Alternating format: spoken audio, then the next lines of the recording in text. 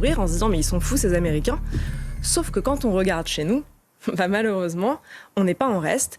Et donc, j'ai essayé de vous apporter la liste. Je crois que j'invite tous ceux qui écoutent à aller sur le site afd.fr. Donc, tout le monde peut tout trouver. C'est pas des informations qu'il y a des révélations secrètes qui arrivent là. Oui, absolument. Et c'est pas des informations qui sont secrètes. Des informations que vous n'avez pas encore données. Non, jamais. Alors, attendez, je m'installe. Je vais regarder ça aujourd'hui. Alors déjà, je ne sais pas si vous vous souvenez, mais j'avais parlé un jour du fait qu'on aidait la Chine, qu'on donnait presque chaque année 130 millions d'euros à la Chine. Donc la première puissance économique du monde, on l'aide à se développer.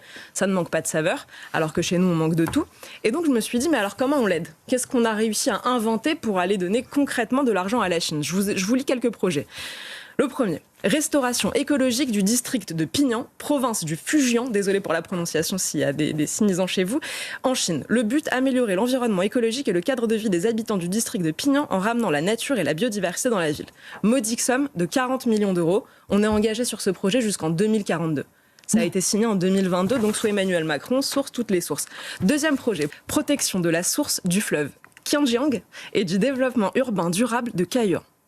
Alors là, 65 millions d'euros. 2022-2042. Le fleuve Kianjiang.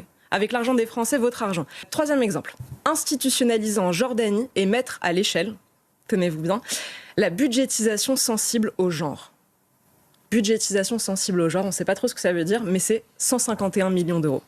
Ce matin, vous avez choisi de nous dire ce qu'en aurait pensé Milton Friedman. Oui, Milton Friedman, le grand Milton Friedman, mort il y a près de 20 ans déjà, prix Nobel d'économie 1976.